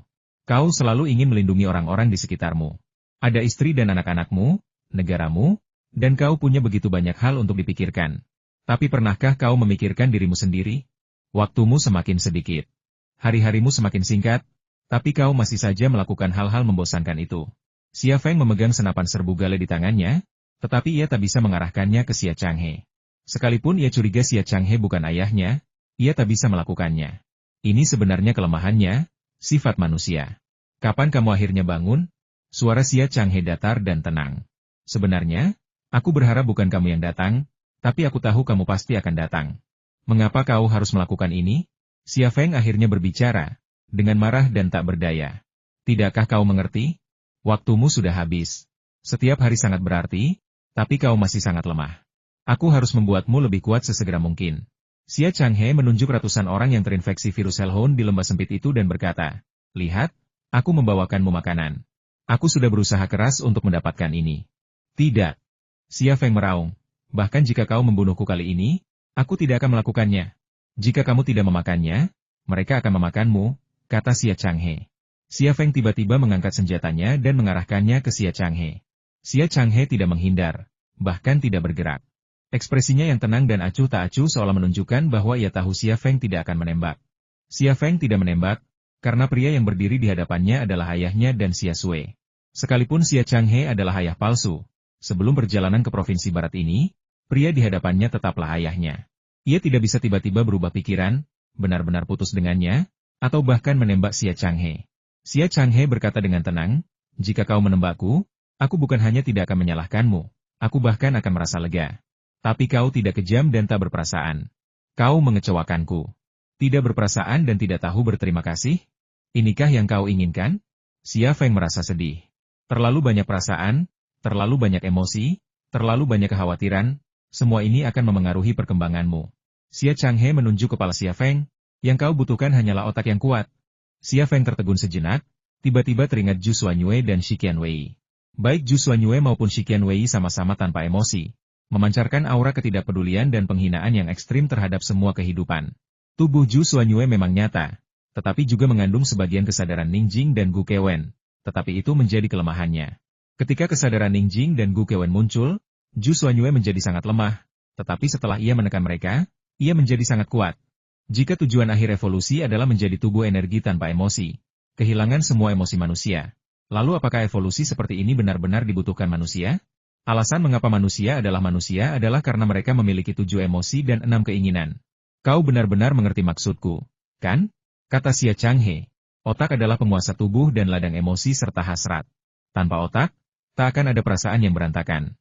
Rintangan terakhir dalam evolusi sebenarnya adalah menyingkirkan otak. Kehilangan otak? Dari sudut pandang orang normal, pernyataan ini jelas absurd dan mustahil. Hal ini karena otak adalah organ dalam tubuh manusia yang sama pentingnya dengan jantung. Jika otak mati, meskipun orang tersebut bergantung pada peralatan medis untuk bertahan hidup, ia hanyalah tumbuhan tanpa jiwa, tak menyadari apapun. Namun dari perspektif evolusi, ini merupakan langkah yang penting. Zhu Xuanyue dan Shiqian Wei adalah contoh nyata. Shiqian Wei, khususnya, bahkan tidak memiliki tubuh, namun ia tetap ada dan luar biasa kuat. Semua perasaan dan keinginan manusia sebenarnya merupakan respons dari otak berdasarkan informasi yang dikirimkan oleh berbagai organ. Misalnya, ketika Anda lapar, otak memicu keinginan untuk makan. Misalnya, ketika Anda melihat wanita cantik dan mengalami ereksi, otak memicu keinginan untuk berhubungan seks. Dan seterusnya, daftarnya tak ada habisnya. Seiring perkembangan evolusi, tubuh Xia Feng perlahan-lahan menjadi kurang penting. Ia bahkan tidak lagi ingin makan makanan normal. Suatu hari, tubuhnya akan lenyap. Dengan organ-organnya yang tidak lagi penting, otaknya akan berhenti melepaskan hasrat-hasrat itu, menjadi lebih terfokus. Akhirnya, ia akan menjadi seperti Zhu Xuanyue dan Wei prasejarah, suatu bentuk energi tanpa emosi dan hasrat, dingin dan tak berperasaan, membenci semua kehidupan. Xia Feng memang memahami prinsip-prinsip ini dan tahu jalan seperti apa yang tengah ditempuhnya. Tetapi secara naluriah ia menolak semua ini. "Aku melakukan ini demi kebaikanmu sendiri," kata Xia Changhe lagi. "Cukup." Suara Xia Feng dingin. "Kau sama sekali bukan ayahku." "Siapa kau?" "Sudah kubilang kau akan tahu jawabannya, tapi tidak hari ini, tidak juga di sini." Tatapan Xia Changhe beralih ke lembah sempit itu. Sekelompok orang yang terinfeksi virus Hellhound telah bergegas ke kaki gunung dan akan tiba di sana dalam 10 menit. Pada saat itu, tempat ini akan menjadi neraka di bumi. Xia Feng melangkah ke samping, tetap mengarahkan pistolnya ke arah Xia Changhe sambil melirik ke arah ngarai sempit itu. Sedikit kecemasan muncul di hatinya. "Siapapun kau, aku peringatkan kau sekali lagi. Minggir, atau aku akan membunuhmu."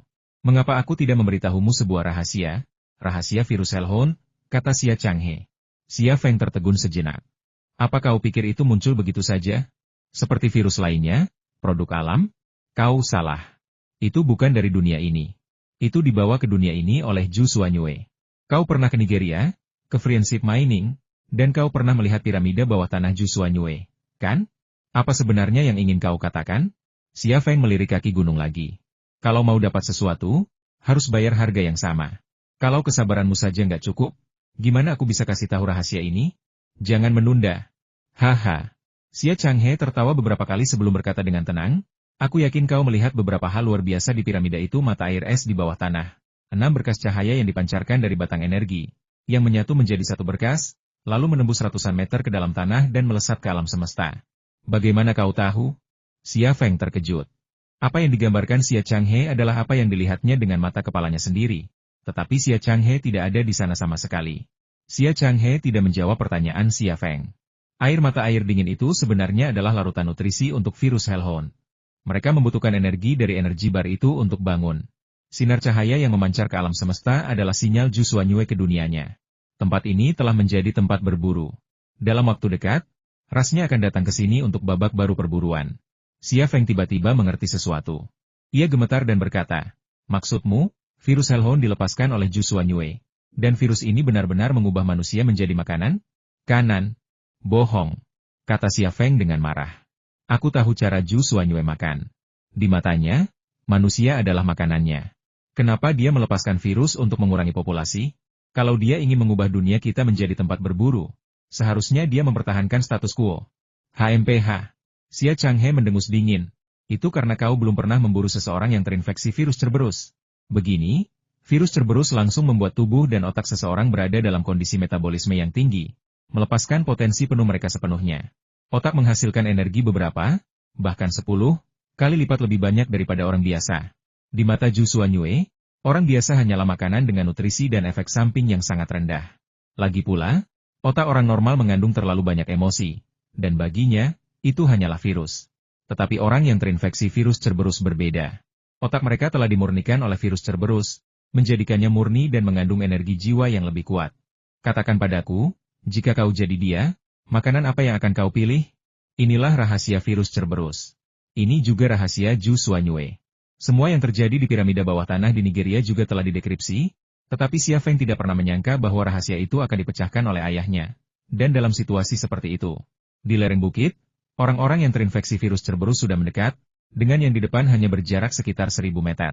Dengan kecepatan orang-orang yang terinfeksi virus Cerberus, bahkan mendaki gunung pun hanya akan memakan waktu paling lama 4 atau 5 menit.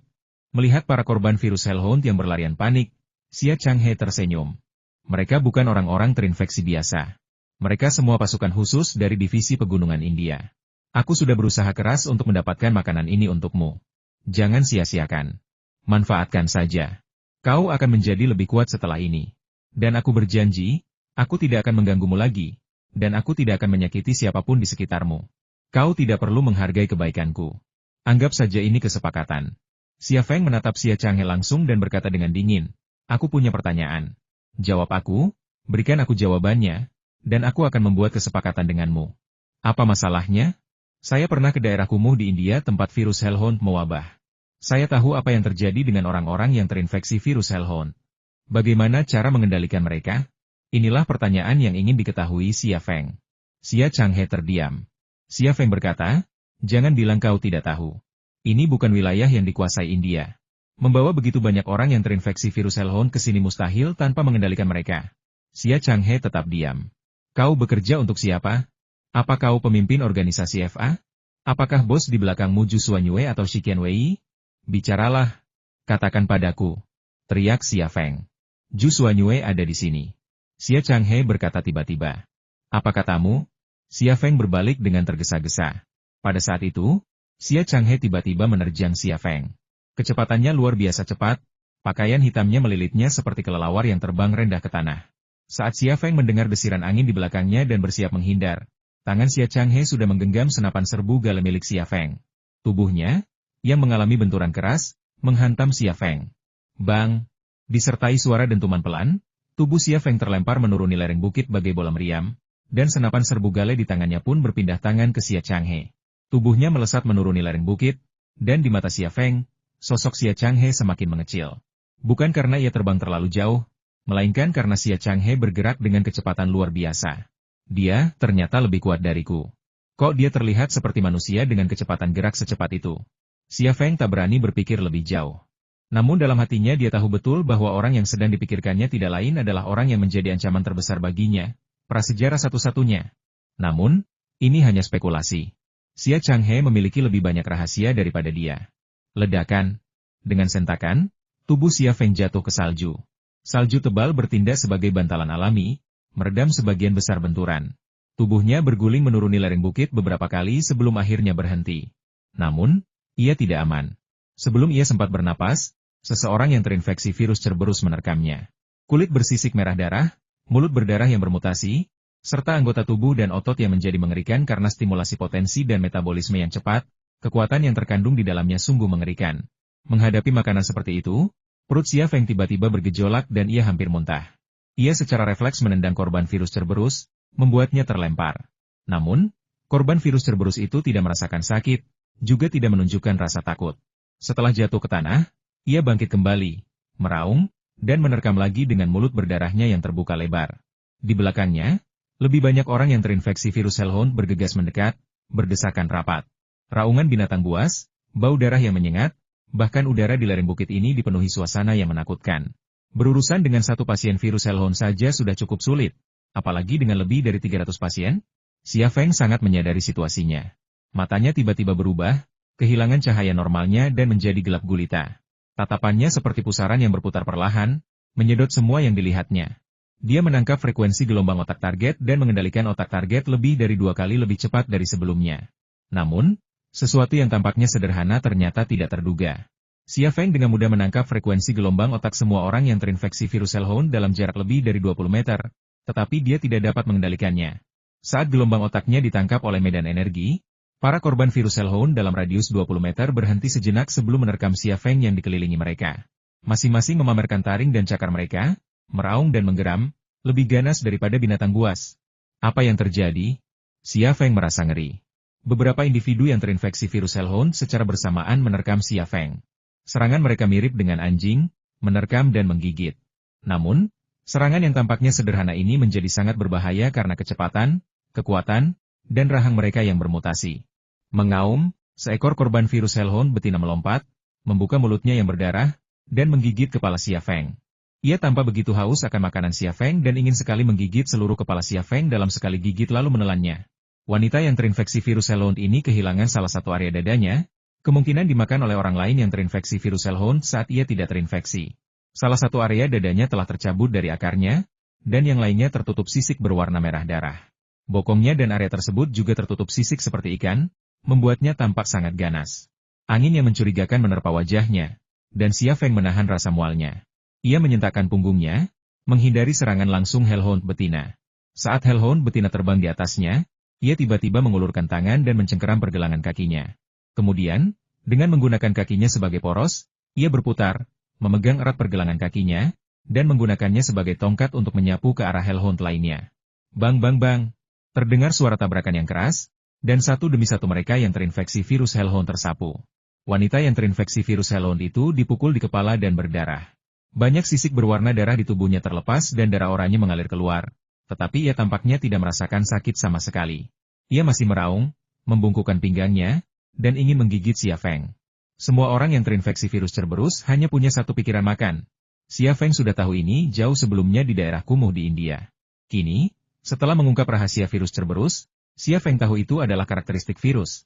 Seperti reproduksi manusia pria dan wanita selalu ingin melakukan hal semacam itu mereka bereproduksi dengan makan. Tangan Xia Feng mengendur. Dan wanita yang terinfeksi virus Hellhound itu terlempar dari tangannya, menghantam gelombang kedua orang yang terinfeksi virus Hellhound seperti bola meriam. Beberapa orang yang terinfeksi virus Hellhound langsung terpental, tetapi sedetik kemudian, lebih banyak orang yang terinfeksi virus Hellhound bergegas menghampiri. Di kaki bukit, orang-orang yang terinfeksi virus Hellhound menyerbu Xia Feng bagaikan gelombang berdarah. Apa yang dikatakan Xia Changhe benar makanlah atau dimakan oleh mereka. Tiba-tiba, seseorang yang terinfeksi virus Hellhound tergeletak di tanah menggigit pergelangan kaki kiri Xia Feng. Xia Feng tak kuasa menahan jeritan saat rasa sakit yang hebat menjalar di pergelangan kakinya. Mulut berdarah dan bermutasi milik orang yang terinfeksi virus Cerberus itu hampir saja memutuskan tendon Akilisnya. Darah mengucur dari pergelangan kaki Xia Feng, Dan bau darah itu merangsang lebih banyak orang yang terinfeksi virus Hellhound. Entah mereka dihempaskan ke tanah oleh Xia Feng atau bergegas ke sini. Mereka menyerbu seperti kawanan hiu yang mencium bau darah. Xia Feng meninju kepala korban virus Hellhound yang terus menggigit pergelangan kakinya dan tak mau melepaskannya. Sebuah retakan langsung muncul di tengkorak korban. Kekuatan pukulan yang dahsyat membuatnya terpental. Tetapi anehnya, ia belum mati. Setelah mendarat, ia menerkamnya lagi.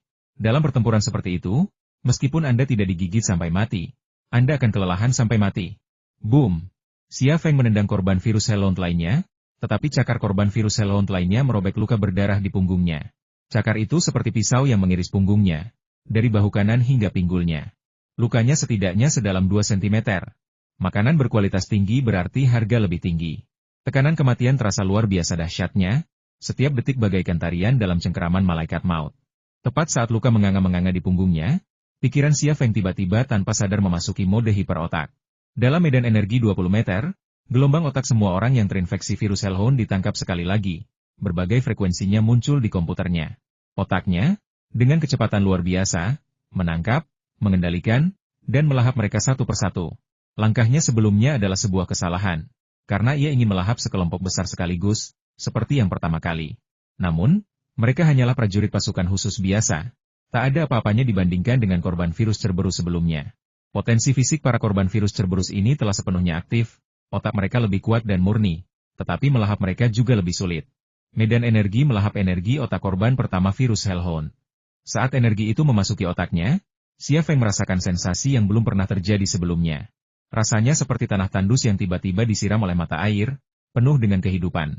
Energi misterius itu menjadi lebih aktif, reaksi otaknya menjadi lebih cepat, dan otot-ototnya seolah dialiri kekuatan dahsyat, yang semakin meningkatkan kecepatannya. Seberapa dekatnya? Seperti angin. Secepat angin, selincah angin. Puluhan orang yang terinfeksi virus Hellhound menerkamnya dari darat dan udara, tidak menyisakan ruang untuk melarikan diri. Xia Feng menghentakkan kakinya dengan keras ke tanah, dan kekuatan dahsyat menghantam tanah melalui otot dan tulang kakinya. Tubuhnya tiba-tiba melonjak hingga ketinggian hampir 5 meter, melemparkan semua orang yang terinfeksi virus Hellhound yang mengepungnya ke bawah kakinya. Sebelum ia menyentuh tanah, seseorang yang terinfeksi virus Cerberus mengangkat lehernya, membuka mulutnya yang berdarah lebar, menunggu kakinya jatuh. Namun, pada saat itu, orang yang terinfeksi virus Cerberus itu jatuh ke tanah tanpa peringatan apapun, menyempurnakan transformasinya dari penyerang menjadi mangsa. Energi murni yang lebih banyak memasuki otak, dan kekuatan yang lebih kuat berarti kecepatan dan kelincahan yang lebih tinggi. Menghadapi pegunungan dan dataran yang penuh dengan orang-orang yang terinfeksi virus Hellhound, Xia Feng tak lagi takut. Keyakinannya sekeras batu dan tak tergoyahkan. Waktu tidak terpengaruh oleh kesan-kesan yang ditimbulkannya. 1 detik diikuti oleh detik berikutnya, dan waktu tidak akan berhenti sedetik pun.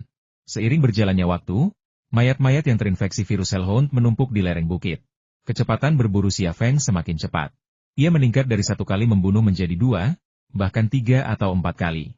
Keterampilan berburunya pun semakin terasa, bersih, dan efisien. Ia mengunci targetnya tanpa ragu. Melahap energi otaknya tanpa ragu. Saat itu, ia tidak menyadari bahwa ia semakin mirip Zhu Xuanyue.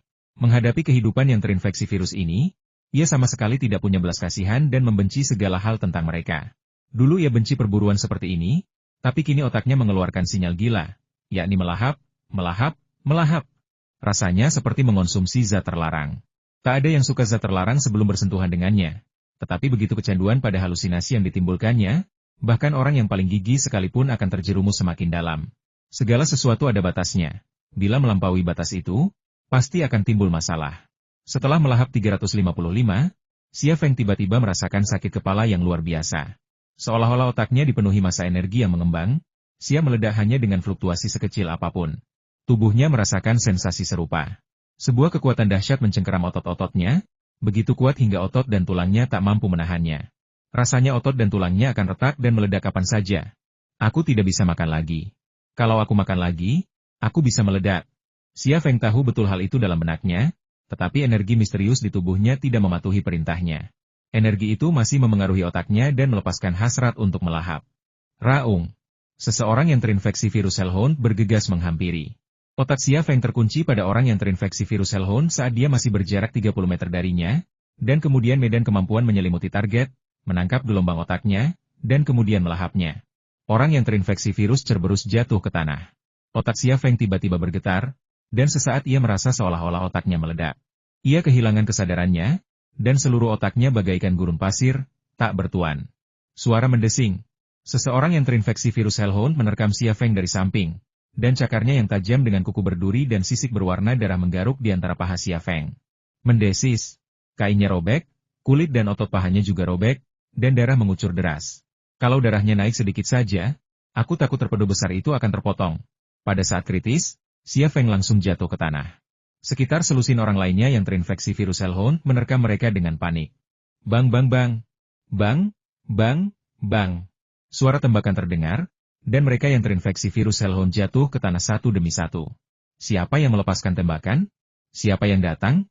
Xia Feng membuka matanya lebar-lebar, tetapi yang dilihatnya hanyalah kegelapan total. Kemudian, ia mendengar langkah kaki dan suara seseorang berbicara. Guntur Suci? Guntur Suci? Bangun-bangun. Guntur Suci? Ah! Dia terluka. Bawa dia keluar dari sini. Ini adalah suara 4 wanita. Ksatriaku ada di sini. Ini adalah kesadaran terakhir Xia Feng sebelum dia koma. Orang-orang yang datang memang 4 orang ksatria wanita. Rosa dan Teresa mengangkat Xia Feng, dan Stella berjongkok dan menggendong Xia Feng di punggungnya. Sebelum pergi, Giovanna membuat tanda salib dan bergumam, ini pasti hukuman ilahi. Putra Tuhan sedang melawan iblis. Guntur Kudus, engkaulah yang akan kami ikuti dan layani dalam hidup ini. Setelah mengalami kejadian ini, Xia Fengcheng tidak lagi peduli apakah ia mengakui dirinya sebagai dewa atau bukan. Bagi keempat ksatria wanita itu, ia telah menjadi dewa di hati mereka. Keempat ksatria wanita itu membawa Xia Feng pergi secara bertahap. Sosok gelap muncul tanpa suara di lereng bukit. Suaranya datar dan bahkan lebih dingin daripada angin di lereng bukit. Waktunya akan dipercepat. Setelah waktu yang entah berapa lama, mata Xia Feng mulai berbinar, tetapi hanya secercah cahaya. Ia belum bisa melihat sekelilingnya dengan jelas. Kepalanya masih sakit, begitu pula luka-luka di tubuhnya. Ia tidak merasakan sakit apapun selama perburuan sebelumnya. Tetapi setelah semangat juang untuk berjuang dan bertahan hidup memudar, semuanya kembali normal, dan semua sensasi yang dibutuhkannya kembali. Butuh waktu beberapa lama baginya untuk kembali sadar sepenuhnya. Dalam keadaan linglung, dia mendengar suara seorang wanita. Ya Tuhan, kau lihat itu? Lukanya sudah sembuh.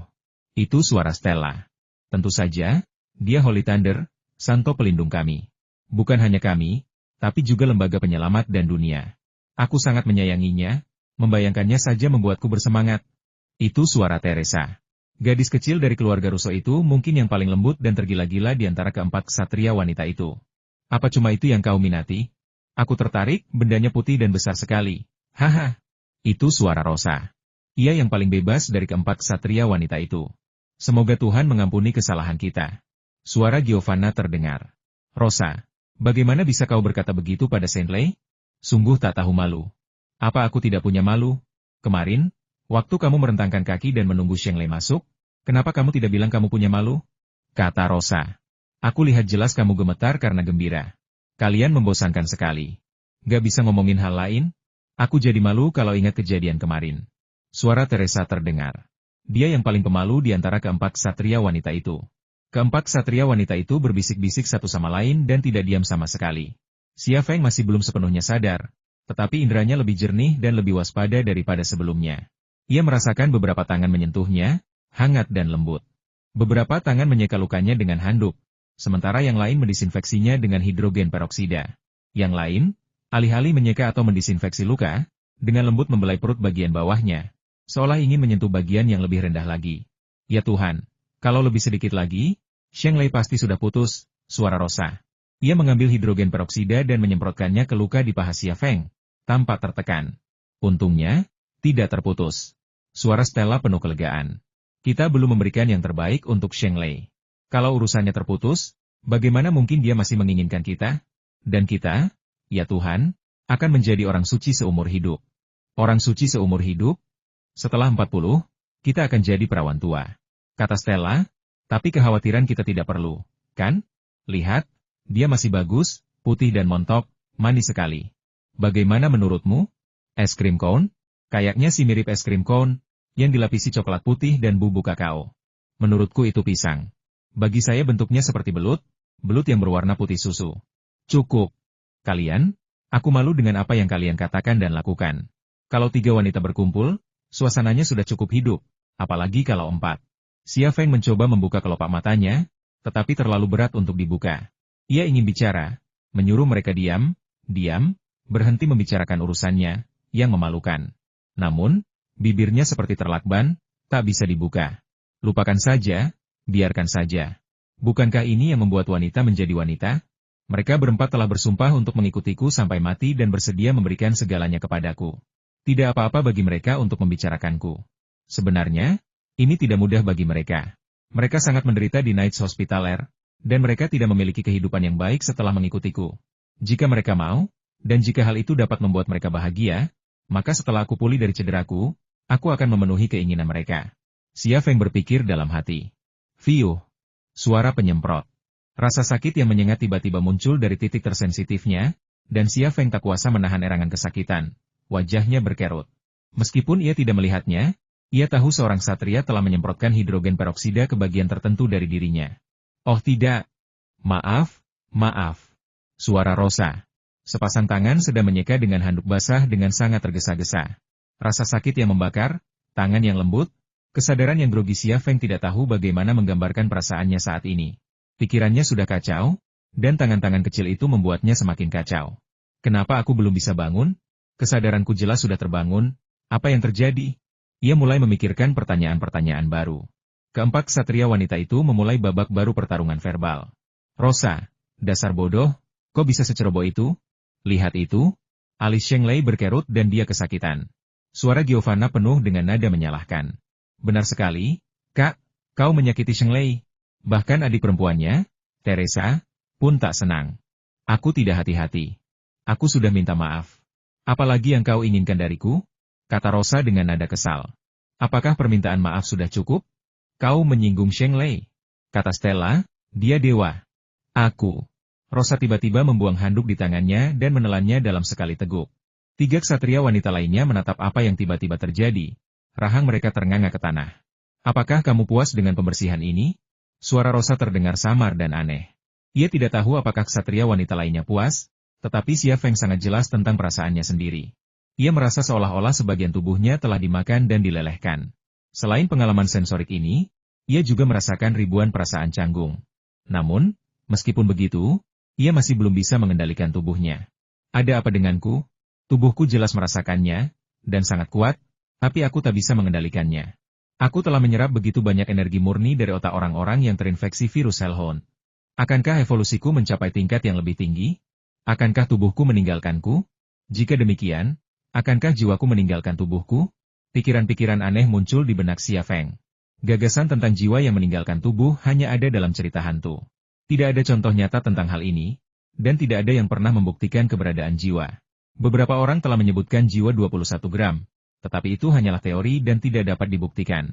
Tunggu, komunitas ilmiah tidak percaya akan keberadaan jiwa, tapi ayah bicara tentang jiwa tadi malam. Katanya energi jiwa, dan energi jiwa mereka yang terinfeksi virus Hellhound lebih murni. Apakah jiwa benar-benar ada? Menurut ayah, jiwa sebenarnya adalah suatu bentuk energi, dan energi itu pasti punya berat. Mungkinkah jiwa seseorang berbobot 21 gram? Xia Feng tak bisa mengendalikan tubuhnya, tetapi pikirannya semakin jernih. Jika kita hitung berdasarkan berat jiwa orang yang terinfeksi virus Hellhound sebesar 21 gram, maka total berat energi jiwa yang kukonsumsi adalah 355 dikali 21, yang sama dengan 7.455 gram.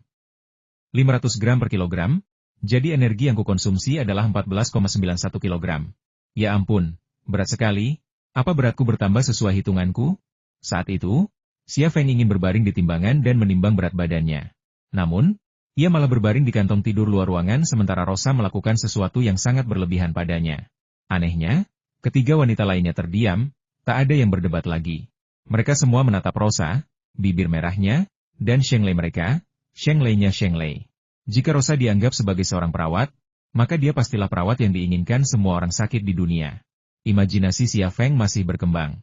Ayah menggunakan cara ini untuk memaksaku makan. Dia bilang tujuannya adalah membuatku lebih kuat. Dia juga memecahkan rahasia virus Hellhound dan menyebutkan rencana Zhu Xuanyue. Setelah aku menjadi lebih kuat, aku pasti akan menemukan Zhu Xuanyue dan membunuhnya. Inilah yang ingin kulakukan, tetapi dia membantuku mempersiapkannya. Mungkinkah tujuannya juga untuk melenyapkan Zhu Xuanyue? Jika itu tujuannya, maka dia pasti ada hubungannya dengan Shiken Wei. Adegan kepergian Xia Changhe yang cepat di awal perburuan kembali terbayang di benaknya. Dalam penglihatannya, Kecepatan Xia Changhe sungguh luar biasa, dan kecepatan itu mengingatkannya pada sosok yang hanya ada di zaman prasejarah. Zhu Xuanyue, Shiqian Wei, dan bahkan ayahku, semuanya ingin aku menjadi lebih kuat. Aku tidak mau makan, dan kau memaksaku seperti ini. Jika ini yang kau inginkan, maka aku akan menjadikanmu diriku yang kuat. Jika satu-satunya cara untuk mengakhiri semua ini adalah menjadi iblis, maka aku akan menjadi iblis. Simpul hati Xia Feng tiba-tiba terlepas. Kalau bukan aku yang masuk neraka, siapa lagi? Jika semua bencana ini membutuhkan iblis untuk menyelamatkan kita, jadilah iblis. Boom! Pikiran Xia Feng bergetar hebat saat simpul jantungnya terlepas, dan seluruh kesadarannya kembali. Energi misterius yang telah lenyap pun seketika hidup kembali, membanjiri tubuhnya bagai air pasang, memenuhi otaknya, darahnya, ototnya, tulangnya di mana-mana. Rosa tiba-tiba membeku. Holy Thunder, kamu sudah bangun. Giovanna membuat tanda salib dengan penuh semangat. Tuhan memberkatimu. Sheng Lei, kamu baik-baik saja? Tanya Teresa dengan khawatir. Kamu kesakitan? Ada apa? Stella ingin segera memahami semua perasaan Xia Feng dan memenuhi semua kebutuhannya. Tetapi saat keempat ksatria wanita itu tertegun, Xia Feng tiba-tiba berdiri, mendorong Rosa ke tanah, dan menekannya. Dengan suara aneh dari Rosa, segalanya berubah dan menjadi kacau. Ini adalah sebuah gua kecil dengan api unggun dan seorang wanita yang hangat. Hati yang gelisah dan tubuh yang penuh energi menemukan penghiburan, ketenangan, dan kebahagiaan di sini. Di luar gua, angin dingin menderu dan kepingan salju beterbangan, menciptakan pemandangan es dan salju. Di dalam gua, musim semi tak terbatas. Gelombang gairah mereda, dan gua kecil itu menjadi sunyi. Api unggun sudah lama padam, tetapi Xia Feng tidak merasakan dinginnya. 4 wanita berdesakan di dalam kantong tidur yang robek. Tubuh mereka sehangat botol air panas, kulit mereka sehalus dan selembut sutra. 4 ksatria wanita, 2 pasang saudara kembar, dan selama beberapa jam terakhir, Xia Feng merasa seperti ada 8 wanita. Ia tidak tahu mengapa, tetapi perasaan itu belum pernah terjadi sebelumnya. Sangat baru, dan penuh kegembiraan. Fajar telah tiba, dan salju di luar telah berhenti. Seberkas sinar matahari yang langka mengalir turun dari langit, memantulkan cahaya keemasan di atas salju putih, membuat salju putih semakin putih dan emas semakin murni. Xia Feng ingin bangun, tetapi ia tak sanggup mengkhawatirkan para ksatria wanita yang sedang tidur. Mereka harus membayar harga keserakahan mereka, karena mereka telah bertemu dengan Holy Thunder dalam kondisi terkuatnya, dan mereka kelelahan serta butuh istirahat. Berbaring diam, Xia Feng dengan cermat mengingat kembali kejadian semalam. Tujuan peninjauan ini bukan untuk mengungkap rahasia, melainkan untuk membiasakan diri dengan proses berburu. Untuk menjadi ahli seperti Zhu Xuanyue dan Shiqian Wei, ia perlu memahami teknik berburu mereka dan alasan di balik kekuatan mereka. Ketika Xia Feng berhenti memikirkan masalahnya, ia menenangkan diri dan dengan cermat memeriksa kondisi di dalam tubuhnya. Ia menggunakan matanya untuk melihat bagian-bagian yang dapat dilihatnya, dan menggunakan energi misterius di dalam tubuhnya untuk memeriksa bagian-bagian yang tidak dapat dilihatnya. Ia menatap jantungnya. Jantungnya berdetak dengan lancar, hampir konstan. Berdetak sekitar 30 kali per menit, hampir setengah dari detak minimum 50 kali.